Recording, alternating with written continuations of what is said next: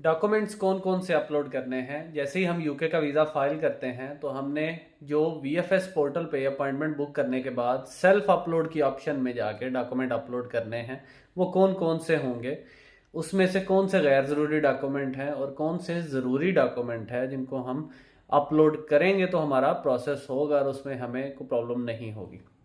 तो सबसे पहले इस पे अगर एक चीज़ देखें तो आपका जो एडमिशन है जिस भी डिग्री की बेस पे हुआ है, अगर आप अंडर ग्रेड के स्टूडेंट हैं तो आपका इंटरमीडिएट की बेस पे हुआ है एडमिशन, आपका कोई डिप्लोमा की बेस पे हुआ है, लेवल 4-5 हुआ है, जो भी आपकी प्रीवियस क्वालिफिकेशन है उसको आपने अटैच करना है। और अगर पोस्ट ग्रेड में है तो देन आपकी बैचलर्स की जो डिग्री है, अगर आपका 4 इयर्स का बैचलर्स है तो बैचलर की ट्रांसक्रिप्ट एंड बैचलर्स की डिग्री, और अगर आपका 2+2 डिग्री है जिसमें बैचलर्स की आपकी transcript and degree and masters की ट्रांसक्रिप्ट एंड डिग्री, ये अपलोड होंगे।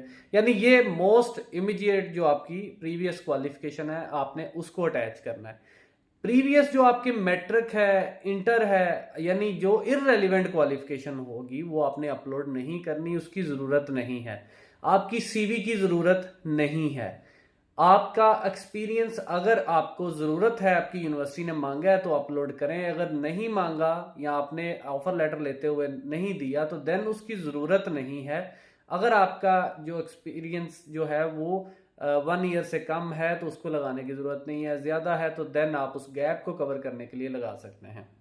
तो ये कुछ ऐसे डॉक्यूमेंट्स होते हैं जो स्टूडेंट्स लगा देते हैं। और इवन दो जब आपका एडमिशन लैंग्वेज सर्ट ऑक्सफोर्ड पे हुआ हो और या इस तरह का कोई ऑनलाइन टेस्ट के थ्रू हुआ है तो आपको वो टेस्ट भी लगाने की जरूरत नहीं है, क्योंकि जो इंग्लिश लैंग्वेज असेसमेंट है वो आपका इंस्टीट्यूट आपका कर चुका है, उसने कैश पे मेंशन कर दिया, तो बस उसको रहने दें, उसको अटैच ना करें।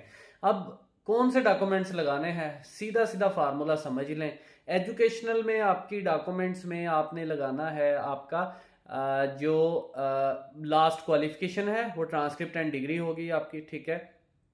उसके बाद आपने फाइनेंशियल डॉक्यूमेंट्स में अपना अकाउंट मेंटेनेंस लेटर और बैंक स्टेटमेंट लगानी है, अगर आपके नाम पे अकाउंट है। अगर आपके फादर का अकाउंट यूज हो रहा है, मदर का अकाउंट यूज हो रहा है तो बैंक स्टेटमेंट उनकी वो लग जाएगी। और साथ में एक कंसेंट लेटर होती है, एफिडेविट ऑफ फाइनेंशियल स्पॉन्सरशिप उसको कहते हैं, वो साथ में आपने अटैच लाजमी करना है। वो देन वो हो गया। और फिर आपको प्रूफ ऑफ रिलेशनशिप भी साबित करना है उनके साथ, तो उसमें मोस्ट इंपॉर्टेंट डॉक्यूमेंट आपका बर्थ सर्टिफिकेट है प्लस एफआरसी अगर है तो दोनों अटैच कर सकते हैं, ठीक है।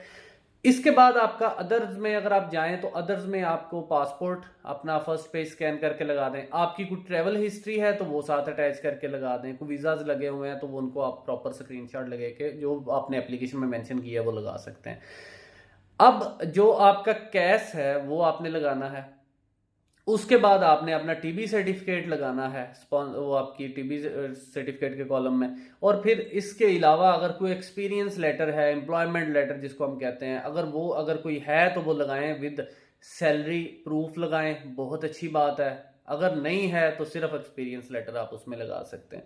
तो नॉर्मली 99% एप्लीकेशंस में यही डॉक्यूमेंट यूज होते हैं। अगर आप में से किसी का कोई इशू है या उसको लगता है कि मुझे इसके अलावा भी कोई डॉक्यूमेंट अपलोड करना है तो वो अपनी रेलिवेंट चीज़ों को देख ले, फिर उसके बाद उनको वो अपलोड कर सकता है। अगर किसी का आईएलटीएस या पीटी हो तो देन उसको रिकमेंडेड ये है कि वो लाजमी अपलोड कर दे अपना लैंग्वेज सर्टिफिकेट। अदरवाइज अगर वो नहीं भी करना चाहता तो ना करे। जैसा कि आपको पता है जैसे एमओआई पे एडमिशन होता है, तो एमओआई पे जब एडमिशन आपका हो तो एमओआई के लिए जो लेटर आपने दिया है वो भी अपलोड नहीं करना आपने, क्योंकि आपने यूनिवर्सिटी को सेटिस्फाई कर लिया हुआ है, एम्बेसी का कोई चक्कर नहीं है।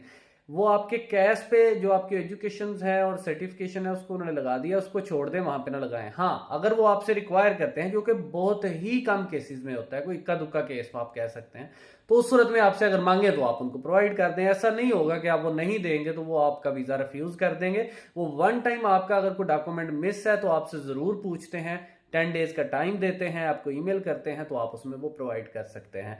तो ये मुझे बहुत सारे लोग पूछ रहे थे कि डॉक्यूमेंट्स कैसे अपलोड करने हैं, क्या मतलब कौन से इंपॉर्टेंट डॉक्यूमेंट है जो लाजमी अपलोड करें, कौन से एक्स्ट्रा डॉक्यूमेंट है जो हमें नहीं अपलोड करने चाहिए, और कौन से एडिशनल डॉक्यूमेंट्स हैं जिनको हम अपलोड कर देंगे तो कोई इशू नहीं है। डॉक्यूमेंट्स आप मैंने देखा है 20-20 30-30 डॉक्यूमेंट लोग लगा रहे होते हैं।